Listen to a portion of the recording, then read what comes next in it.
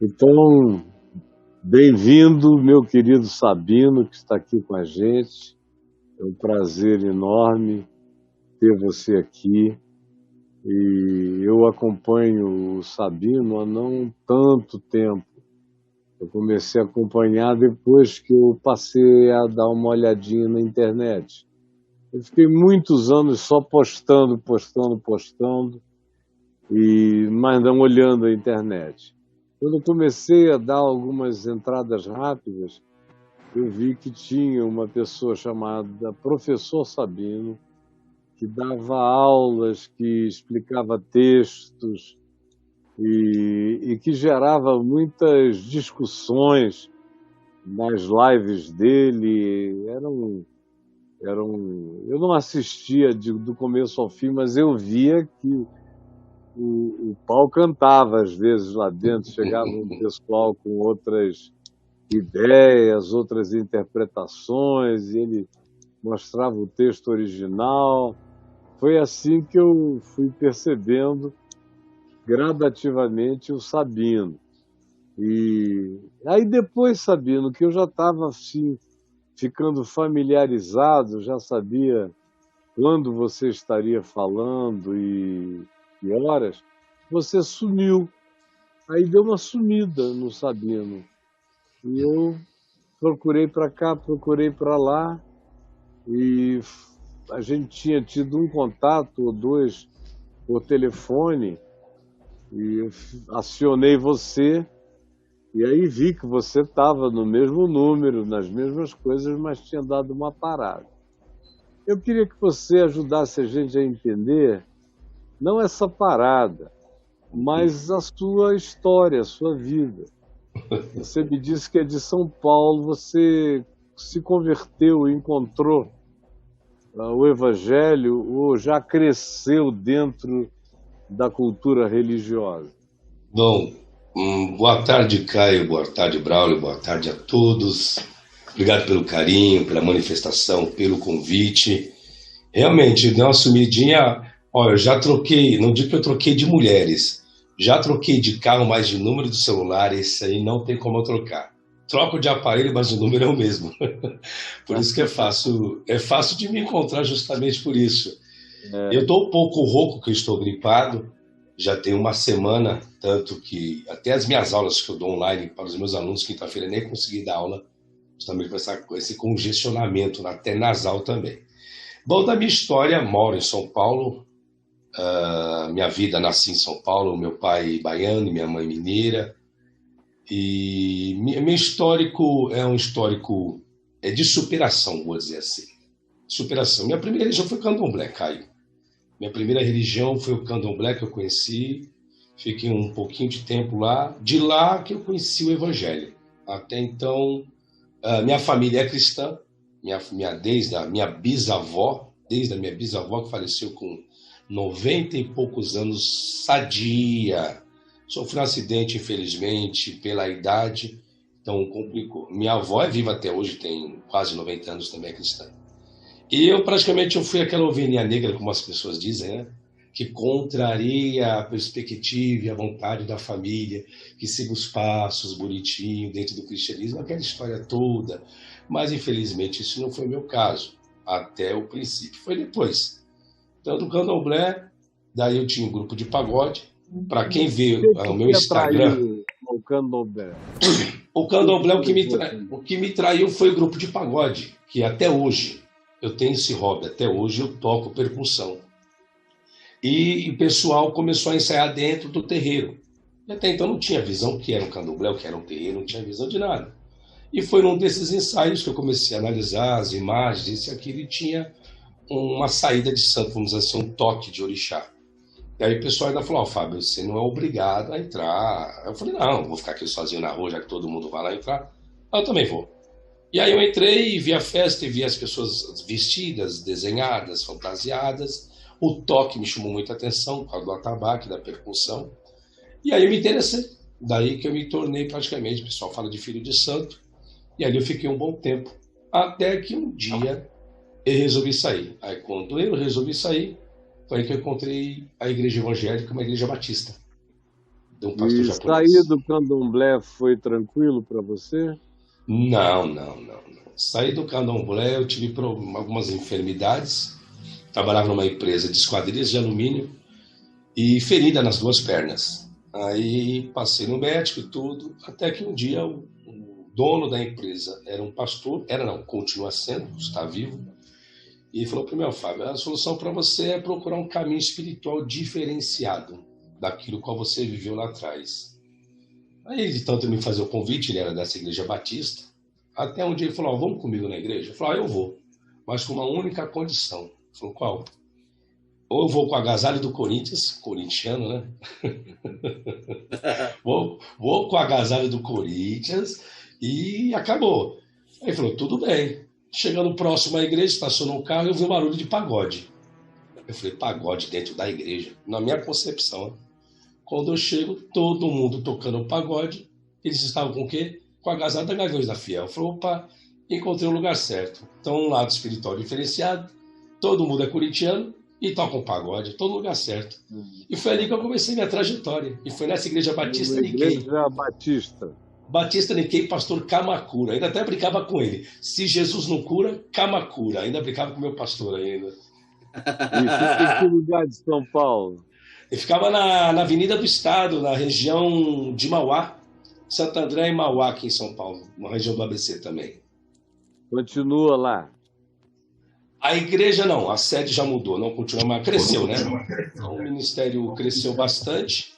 E aí eu mudei de localidade, de região, de bairro, fui morar em um bairro um pouco mais distante.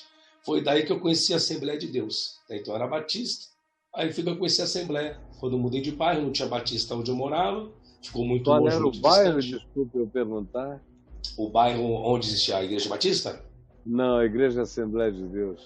a Assembleia de Deus era em São Mateus, São região Mateus. de São Paulo, jornal de São Mateus. Era do Aí Ministério de você Madureira. ficou lá há um tempo. E eu fiquei lá um bom tempinho É, do porque eu vi um vídeo onde você estava falando alguma coisa num programa de televisão e aparentemente eu creio que você ainda estava na Assembleia. mas já Você não era não mais foi, Madureira. Estava né? na Assembleia, mas não era mais Madureira. Porque do Madureira, aí eu comecei a dar aula em Suzano. Aí de Suzano eu conheci o Ministério do Belém. Que aí o seminário que existia em Suzano, um professor entrou em contato se tinha algum professor de hebraico que poderia lecionar lá na FAESP. Aí falou: tem um professor aqui, novo contratado por nós. Tem como enviar aqui para fazer um teste? Aí eu fui lá na matriz, na FAESP, lá no Ministério do Belém, na Conselheiro Cotegipe mesmo. Tá. E quem dava aula, esqueci agora, a irmã, esposa do pastor Veiga, depois eu lembro o nome. E ela era professora que dava aula de hebraico lá. Aí um dia eu fui lá Você fazer tinha um. que idade? Tô com 43, Caio. Não, não, você tinha, então. Eu Que idade? tinha em torno de uns 21, 28, 27 a 28 anos. E 27 a como é que 28 o anos. hebraico já tinha entrado na sua vida? Entrou dentro da graduação, dentro do seminário. Então, disciplina obrigatória. Só que Mas aí um primo meu, você fez um seminário? eu fiz faculdade de teologia, eu fiz letras, depois eu me Qual especializei. faculdade de teologia? FATISP, Faculdade Teológica Interdenominacional de São Paulo. Essa foi minha Aham, primeira graduação. Aí certo. depois fiz meu mestrado pela FATISP também.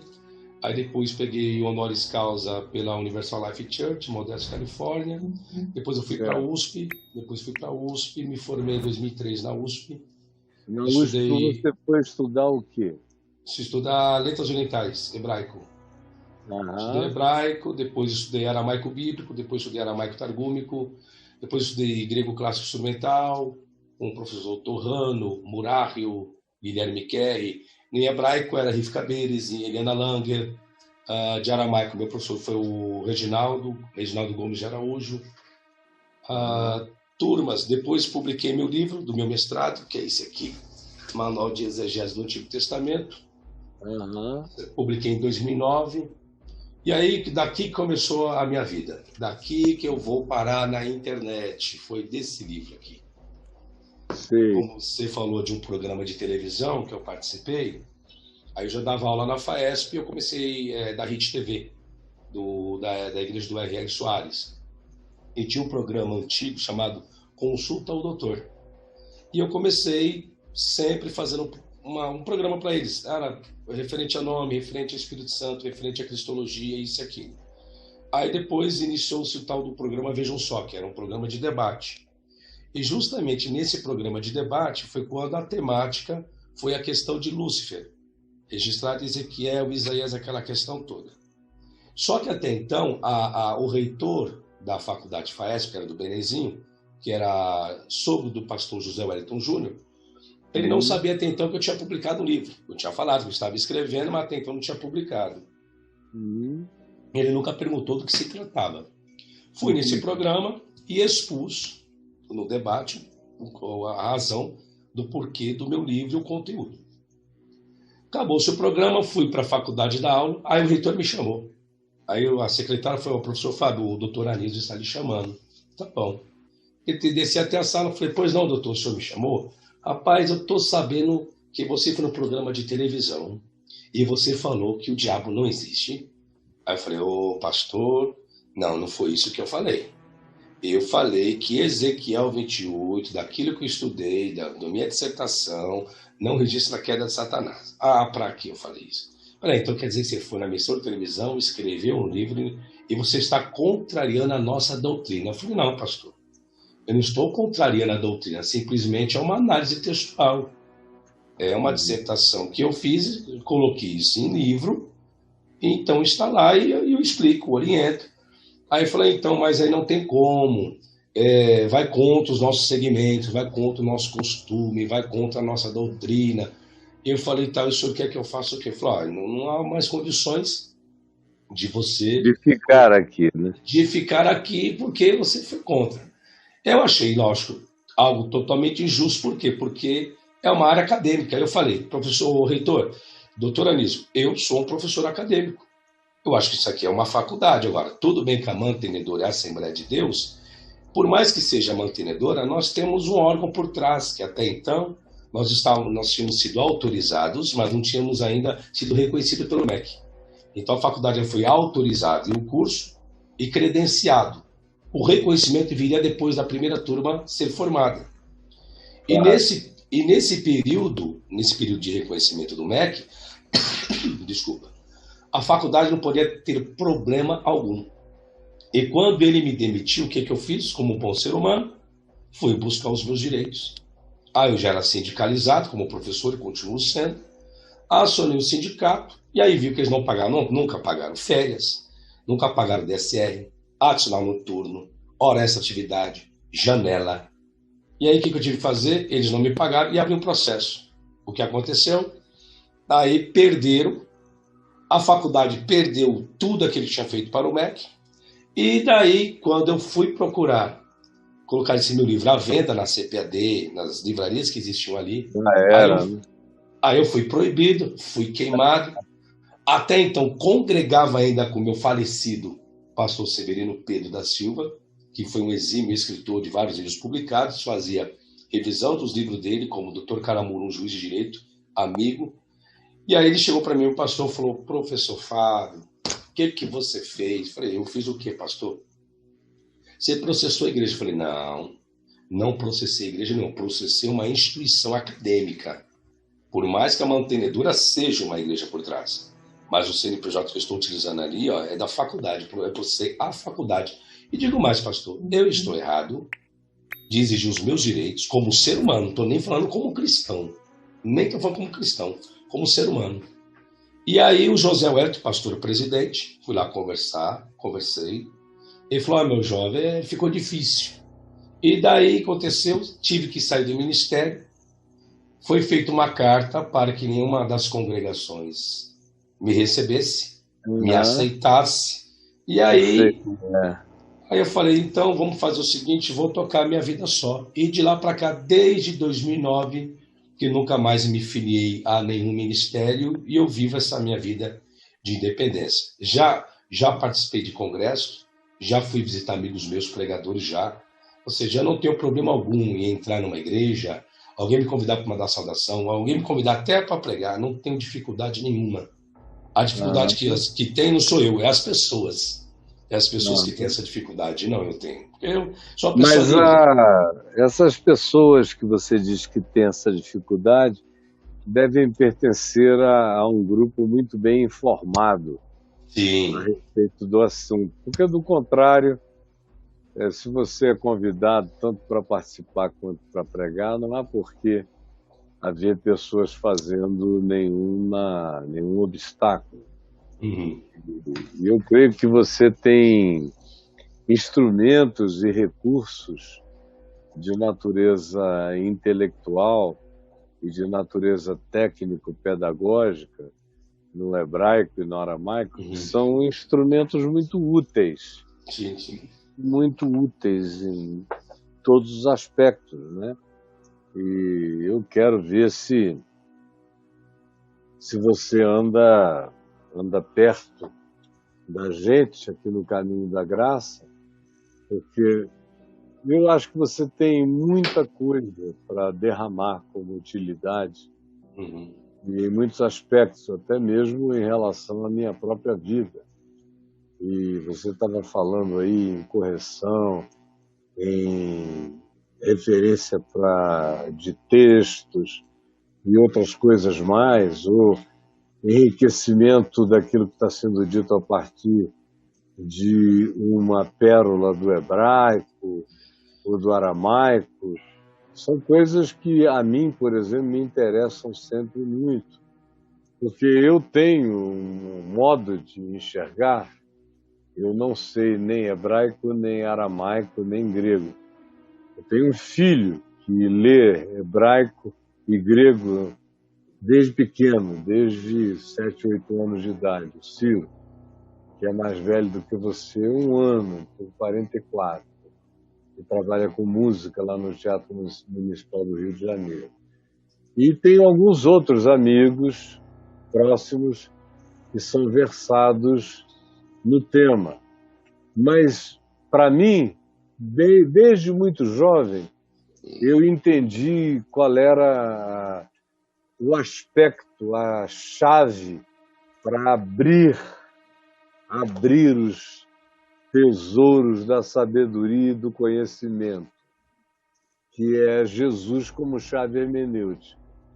E aí eu já fiz uma quantidade enorme de experimentos que me mostram que, usando Jesus como a chave hermenêutica, se eu tiver conhecimento histórico, que é o que, graças a Deus, razoavelmente eu tenho, tanto do Velho quanto do Novo Testamento, da história universal que cercava aquele ambiente, e eu me interesso em fazer pesquisas, às vezes, mais aprofundadas, e vou vendo as conexões do que havia no mundo inteiro, que vão explicando cada vez mais o texto.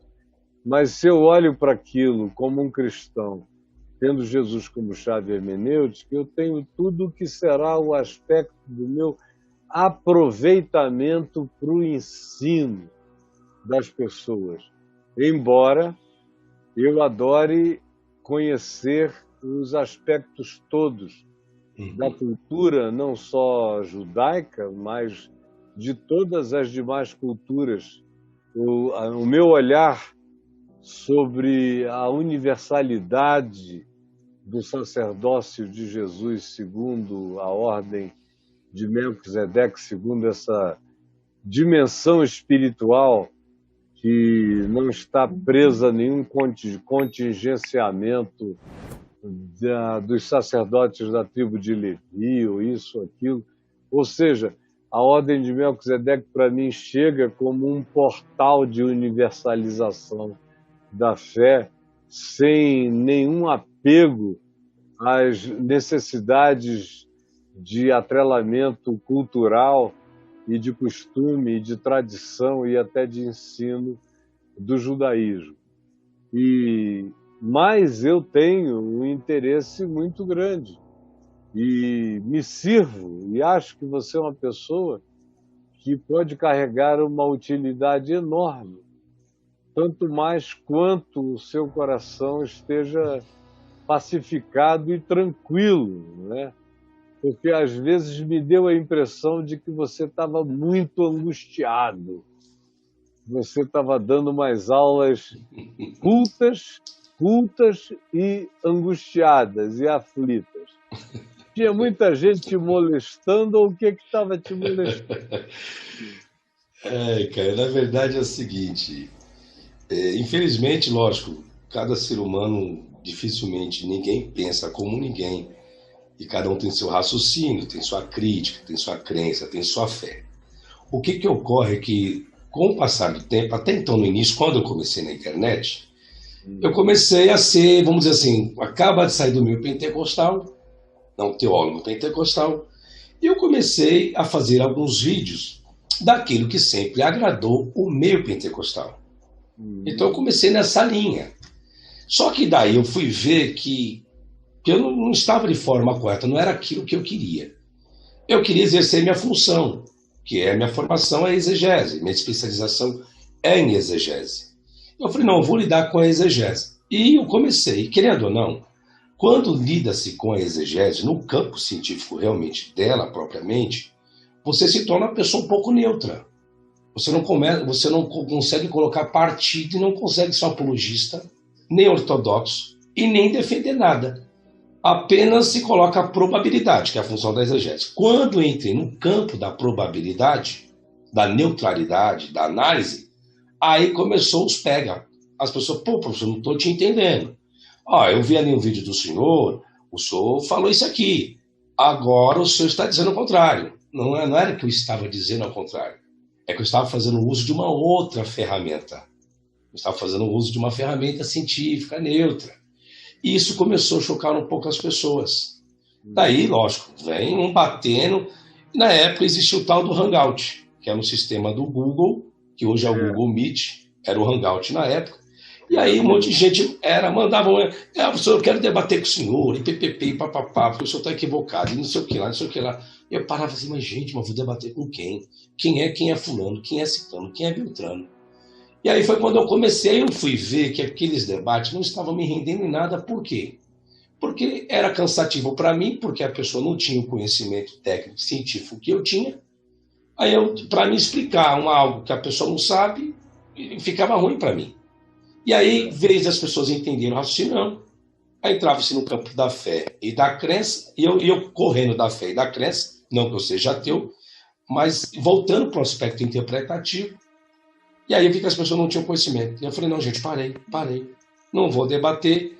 Até então, em termos de exegeta, na internet de hebraico e grego, eu fui pioneiro. Eu comecei, quando começou o YouTube, eu fiz um vídeo sobre Malaquias, capítulo 3, como aparece quando em Rondônia, Porto Velho. Fui lá dar aula de hebraico e grego, um final de semana eles queriam. A faculdade falou, você vai lá para Porto Velho, você vai lá dar um final de semana de hebraico e grego. Eu falei, mas para aprender o quê? Vai ter que aprender o hebraico e o grego. Eu falei, um final de semana. Eu falei, tá bom, então vamos lá. E nisso, sem maldade nenhuma, filmaram essas aulas, né? Aí eu falei assim, gente, se vocês pelo menos não aprenderem o alfabeto hebraico e grego, em um final de semana, eu rasgo o meu diploma e jogo no lixo. Aí todos os alunos falaram, não, professor, então você vai ter que rasgar, porque pra gente aprender hebraico e grego, o alfabeto, e nesses 2 dias, eu falei, sim, senhor. Então tá bom, então o senhor é o professor, e foi. Aí eu fiz a provinha lá, do alfabeto hebraico, do alfabeto grego, falei, pelo menos o alfabeto vocês vão decorar, e decoraram o alfabeto. E eu entrei no texto de Malaquias, eu fiz uma sabatina. Nessa sabatina gravaram e coloquei no YouTube. Quando eu coloquei no YouTube, eu não sabia do resultado que daria aquilo. Não tinha nem noção, nem ideia. Aí que veio aquele, professor, eu gostei da sua análise de Malaquias, o senhor conhece hebraico, grego. Aí começou a procura, o interesse das pessoas quererem aprender o hebraico e o grego e não sabiam qual a serventia que existia. Daí houve a preocupação na internet, aí eu construí uma escola online, eu tenho essa escola até hoje. Então hoje eu estou com 300 alunos hoje que estudam comigo, bacharel em teologia, outros estudam apenas grego, outro hebraico, outro exegese, outro hermenêutico. Ou seja, hoje eu tenho um caminho que eu posso agregar para essas pessoas. E a exegese, por que eu me tornei especialista em exegese? Quando eu me formei, que me pediram para fazer uma análise exegética, eu só conheci 2 obras. Era o Cássio Murilo Dias, ele é, eu acho que luterano, se me fala a memória, Wegener e Ofre. Apenas 3, de exegese, apenas 2 livros da minha época. Falei, gente do céu, cadê os livros de exegese nesse mundo? O que é isso? Eu estou aqui tentando me... Você lê inglês? Não, em português. Em inglês eu encontrei uma pancada em inglês. Mas em Porque isso que eu quis português dizer. só Português existe é muito fraco, só dois. é muito fraco. Aí Agora, em você. inglês, você tem uma Não, variedade inglês, enorme. francês, alemão, espanhol. Aí Até eu, espanhol, isso que eu ia sim, dizer. O português é que é um problema horrível. aí eu fui analisar a obra. Aí eu falei, meu, mas a obra é muito técnica, eu tenho que simplificar. Aí foi quando eu escrevi minha obra, simplificando a linguagem técnica da exegese. Ah, para a pessoa você Mas falar de olha, semiótica. você falou uma coisa muito boa do ponto de vista da saúde humana, da maturidade e do enriquecimento psicológico, foi que você disse que parou de debater.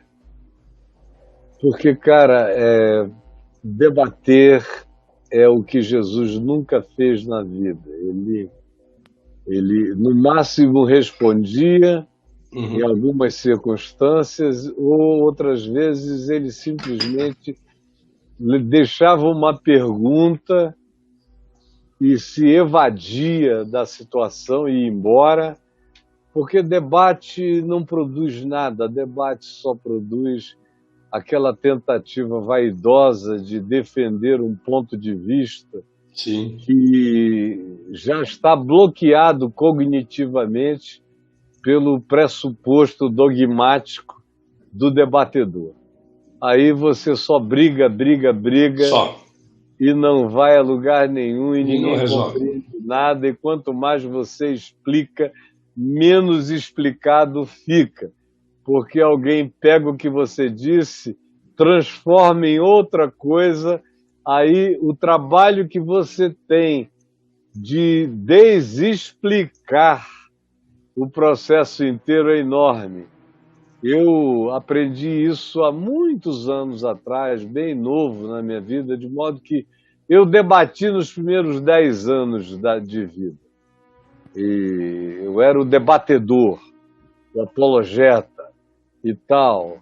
Mas quando eu estava aí fazendo já uns 28 anos, eu já tinha desistido disso. Eu já tinha debatido tanto nas faculdades, nos campos universitários, aceitando verdadeiros duelos, porque são verdadeiros duelos, cara. Sim, sim, sim. E aí cada um vai lá e vem.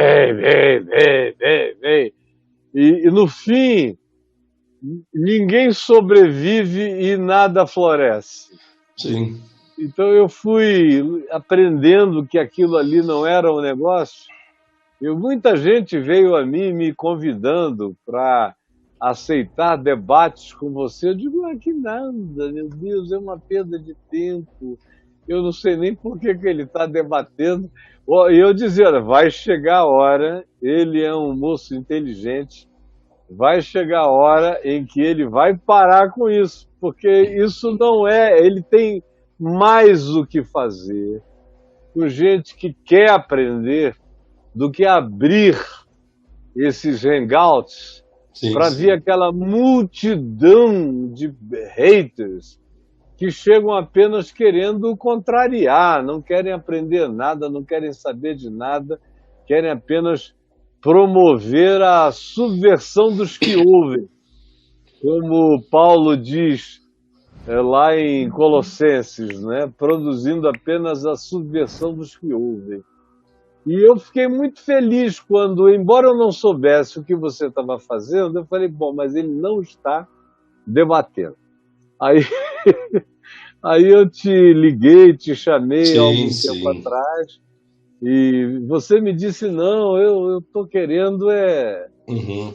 edificar as pessoas, ajudar quem quer aprender Sim. e edificar quem quer ser edificado. Esse meu filho mais velho do que você, o Ciro, ele, ele é um cara absolutamente genial, né? E simples e humilde de coração, ele não tem interesse em divulgar nada, ele está muito feliz com o que ele faz, gosta muito de malhar e de cantar. e de uma boa conversa com quem não quer discutir, com quem só quer trocar um assunto com ele, ele vai que vai. Mas eu me lembro que ele estava namorando um rapaz, e há uns 18, 19 anos passados, talvez 17, que fazia um curso de mestrado ou doutorado no Bennett. E aí ele cresceu ouvindo teologia do meu lado o dia inteiro. Ele também, desde criança, era um biblioteconomista autodidata, ele organizava as minhas bibliotecas, essa aqui ele nem chegou perto ainda. Mas no passado botava tudo bonitinho, arrumava tudo e ajudava os estudantes de hebraico e grego com fonética, com outras coisas. Ele ia comigo a Israel, eu entrava no quarto, via o cara gargalhando na televisão, ouvindo comédia em hebraico, que é uma coisa difícil você entender comédia em hebraico, a picardia judaica, aquela coisa toda. Enfim, mas ele decidiu ir fazer um curso lá no Bennett. Fez a prova, gabaritou a prova, e tudo que ele fez na vida foi gabaritando. Aí ele entrou e fez um ano do curso. Ia lá em casa, já com algumas histórias, reclamava de muitos professores frágeis, fracos demais, isso e aquilo. Falei, filho, você vai ter que ser autodidata como sempre foi.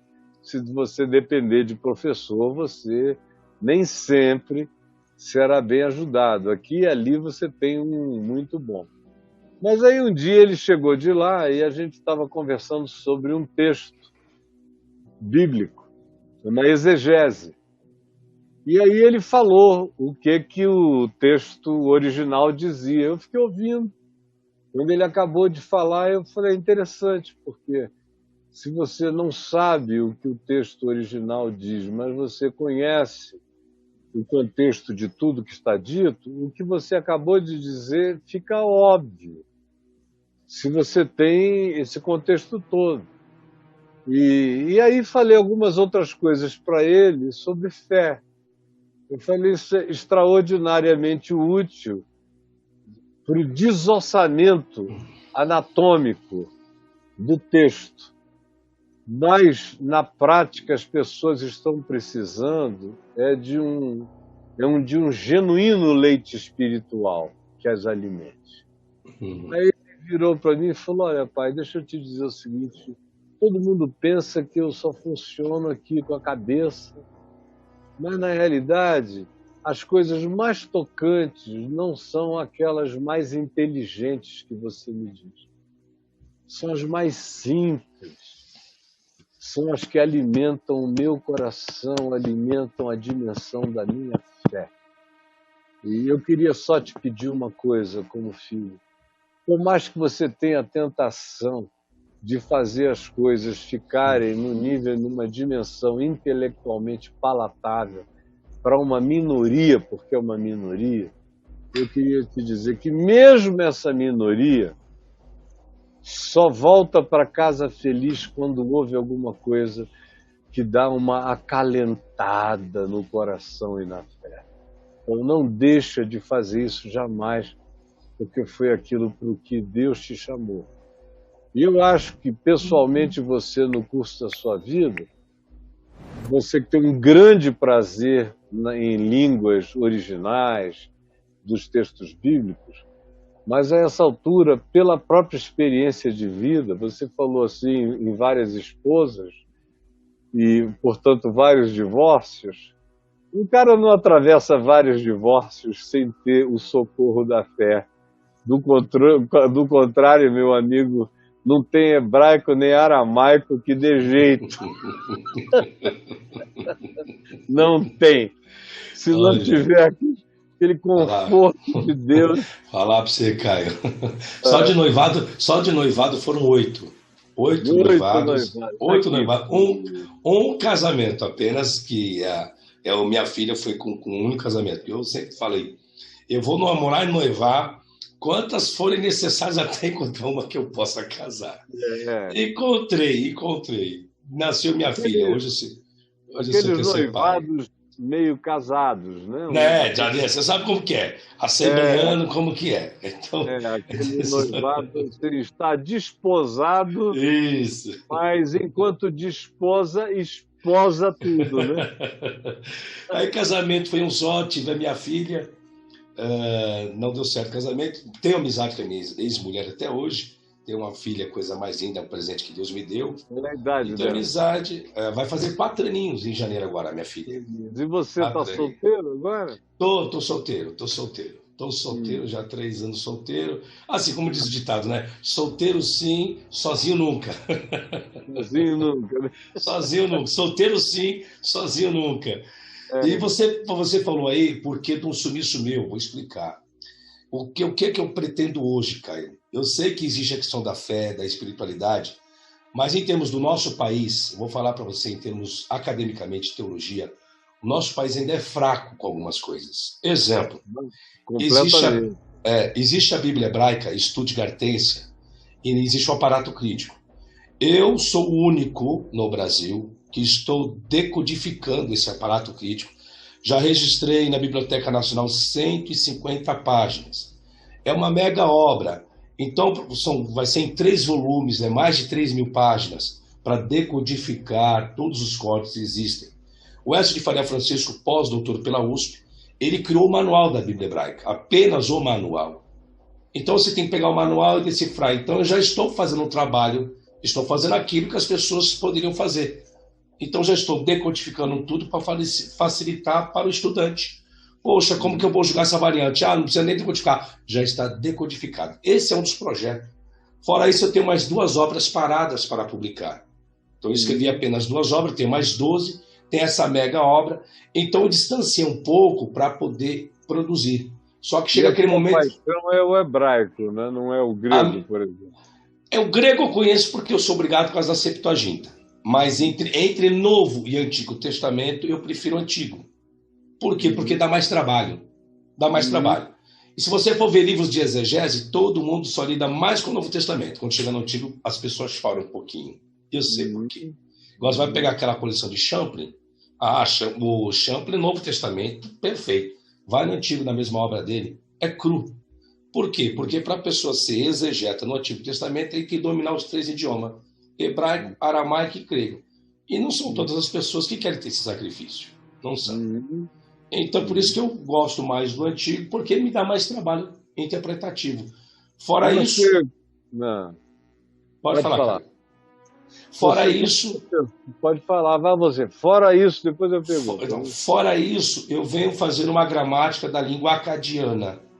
Uma gramática, traduzindo, já é de domínio público, né? Já faleceu o autor dessa obra, porque nas nossas faculdades também não ensina as línguas semíticas. Apenas aqui na USP, apenas o aramaico. Só que eu quero remontar, eu quero chegar, quanto mais antigo, melhor, para ter a compreensão de outros achados arqueológicos que retratam a história bíblica, na língua acadiana, ugarítica, sumeriana. Então esse é meu projeto até para um pós-doc. Só que o problema hoje é que eu preciso é tempo para isso. E tempo hoje é dinheiro. Hoje eu não tenho condições de parar de dar aula para os meus alunos, parar de fazer vídeos. É o que te sustenta, né?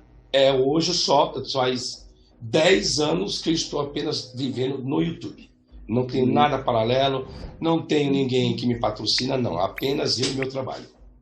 Como é o nome do teu canal no YouTube? Professor Fábio Sabino, Professor Fábio Sabino, ponto oficial. Escrevendo isso, todo mundo te acha no YouTube. Acha. Mas eu tenho o site dele, Caio, que ele deixou comigo aqui no começo, ó. Tá aí na tela, quer ver? Só tem no site também? Espera aí que eu vou colocar para você. Eu tenho aqui o site cortando aqui, pode ver também, ó. Aqui o site dele, ó. professorsabino.com.br. Vou botar no GC daqui a pouquinho.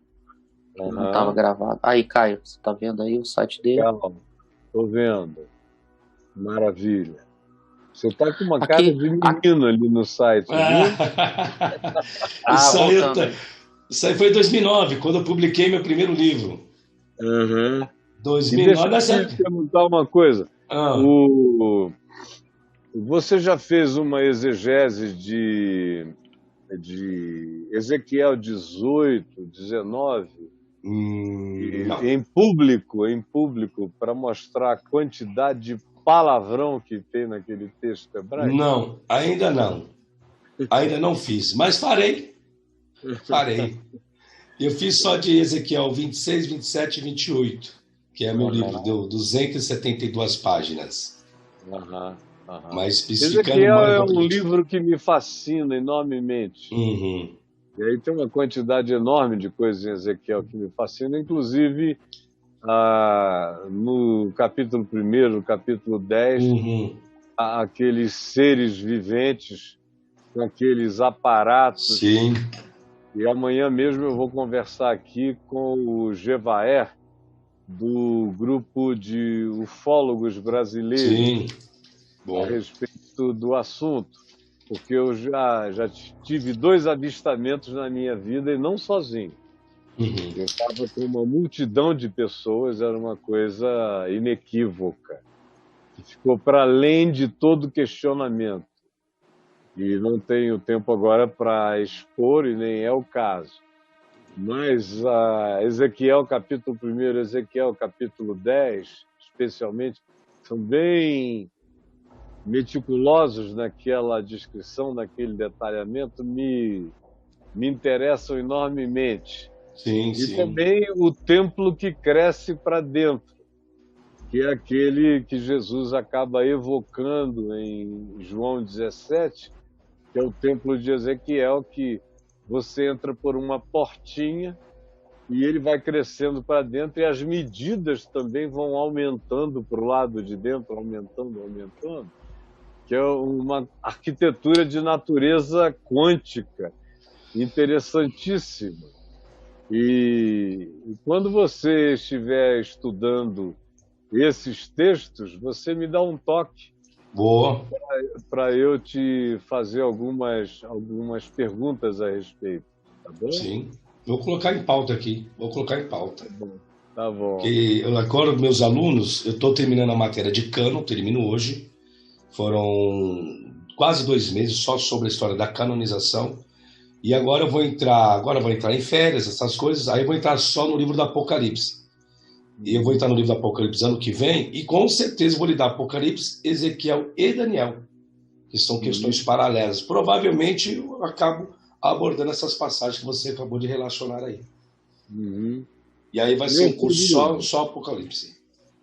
Com certeza absoluta. E você vai me informando. Informo sim, das coisas novas que você vem a fazer. E você mencionou agora aí o Apocalipse. Sim. Então, tenho todo o interesse. Eu estudo o Apocalipse a minha vida toda. E desde garoto que eu digo, eu me converti, comecei a pregar com 18 anos. Embora eu fosse jovem, mas eu era um cara muito idoso. Eu hoje sou infinitamente mais jovem do que eu era aos 22 anos, 23 anos de idade. Eu vou chegar aos 75 um brotinho. Bem novo e descomplicado. E fazendo da vida algo cada vez mais simples. Quanto mais simples, melhor para mim e para todo mundo. Eu não sei se eu chego lá, porque olha, minha saúde está precária, viu? Eu tô aqui. O que está acontecendo com a tua saúde, meu filho? Eu extrapolei demais a minha juventude, cara. Eu tenho esteatose hepática nível 3, com fibrose no fígado, cisto, sou diabético, sou hipertenso, arritmia cardíaca. Então, a minha médica fala que a única coisa que... O que aconteceu no fígado? Esteatose hepática, gordura no fígado. Carboidrato. Vida sedentária. Foi provocada... Você nunca foi de esporte, né? Fui. Quando era solteiro, antes do meu casamento, fazia academia. Extrapolei também, tomei bomba, como o pessoal diz, né? Isso prejudicou meu fígado também. Aquela questão da vaidade corporal. Queria mal, irmão. definido. Então eu queria barriga tanquinho. Hoje eu tenho um tanquinho mais cheio de roupa aqui, né? O pessoal fala, né? Ah, Cheio de roupa. Hoje eu tenho um tanquinho, mas é cheio de roupa aqui. O pessoal fala que tem um tanquinho, mas é com o bojo virado ao contrário. Então é isso mesmo. É isso aí. o cara vira um mazurpial. Com certeza. Carrega, tem uma bolsa onde você leva tudo. Mas Leva olha, tudo aqui. meu fígado também era um horror. Eu tive 2 hepatites violentíssimas e o meu fígado foi sempre objeto dos meus cuidados extremíssimos. Por incrível que pareça, hoje em dia eu faço exame, meu médico fica perplexo em como o meu fígado ficou jovem.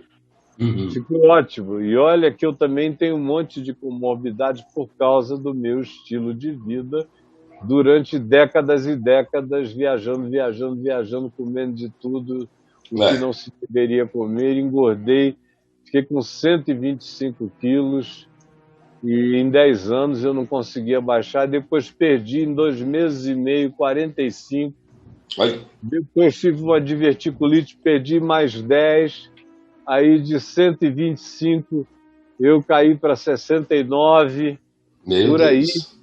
E aí vim, a arritmia eu tenho desde 28 anos, aí curei. Era uma fibrilação atrial, fiz a ablação. Eu não sei qual é a natureza da sua arritmia, mas ela tem cura. Todas elas são operáveis. Hoje em dia entra pela carótida, lá por baixo. Uma anestesiazinha gostosa, você sai feliz da vida, tudo, nunca mais tem arritmia. Mas aí eu comecei a infartar, estava todo entupido, as coronárias, as artérias. Eles não conseguiam nem colocar stent em mim, porque não tinha lugar para stent, de tão entupido. Aí puseram em curvas, eles disseram que puseram stents em lugares bizarros. E aí eu segui as recomendações médicas. Hoje, graças a Deus, alguns anos depois, 10 anos depois, primeiro veio a ablação e depois os stents. Eles tinham me dado 6, 7 anos de vida. Eu estou indo aí para o 10º, faço exame pelo menos uma vez por ano, às vezes 2. O coração está jovem, está forte. Eu não sinto nem que ele existe, foi reirrigado, tem um monte de coisas acontecendo. Então eu queria te estimular a cuidar da saúde. Eu também sou diabético, adquiri diabetes pelo estilo de vida. Sim. E eu acho que a gente pode se cuidar e você pode viver muito mais do que eu, com a graça de Deus. Eu gostaria de coração que você me passasse. Que eu morresse e você continuasse. E eu desejo que Deus te abençoe e te dê saúde, sabe? A nós todos, a nós todos. Beijo, meu amigo, de coração. E obrigado por ter estado aqui comigo. Eu queria que as pessoas que te conhecem te vissem e os que não te conhecem te conhecessem. Tá bom? Obrigado. E o resto a gente vai tocando aqui no WhatsApp. Tranquilo. Tenho interesse em saber quais são as coisas nas quais você esteja trabalhando. Pode me informar, porque você tem do lado de cá um coração interessante. Obrigado. Pode deixar. Agradeço. A reciprocidade é a mesma. Amém. Muito obrigado. Então, solteiro sim, sozinho jamais. Porque Deus criou a mulher fazer o quê? Quem é que vive sem? Não tem como. Não. Esse é uma questão de filosofia do Eclesiastes. E digo mais. Nesse mundo tecnológico, em onde tudo está de fácil acesso de conhecimento, até mulher hoje, para você conhecer uma mulher decente, vou dizer assim, de bom caráter, não está fácil, não. Pode ser dentro de uma denominação ou pode ser fora. O mesmo eu digo do homem. Encontrar homens... Justo. Encontrar homens de caráter hoje também não está fácil. Pode ser dentro ou fora de uma denominação. Eu só tenho um filho solteiro, mas tenho algumas filhas solteiras e a reclamação é profunda e a minha constatação é absoluta. de razão a elas e de razão a eles. Está difícil para homens, num certo sentido, está mais difícil para mulher ainda, meu amigo. Sim. Então não está fácil a vida, não. E só queria dizer uma coisa aqui, a oportunidade, Caio. As pessoas que querem ter um conhecimento neutro da língua ou da história, caso queiram entrar em contato comigo, fiquem à vontade. Tá bom. Tenho a minha fé particular, tenho minha crença, e na minha aula de teologia eu diferencio. Fé é fé, ciência é ciência. Dá para separar? Dá para lidar com as duas? Dá. Pelo menos assim não chocam as pessoas não se chocam. Porque geralmente as pessoas já vêm com uma bagagem cultural, uma bagagem religiosa, como eu vi, né? Vai estudar línguas originais achando que ele vai ter um orgasmo espiritual em cada aula. Na realidade, o que ele vai ter é uma sangria. Se ele for com essa expectativa, ele vai sangrar. Se for querer falar em mistério, em hebraico e grego, até pode acontecer, mas tem que tomar cuidado. Meu querido, grande beijo. Braulio, obrigado, Caio. A nós todos. Obrigadão. Eu que agradeço, carinho. Obrigado. Beijo.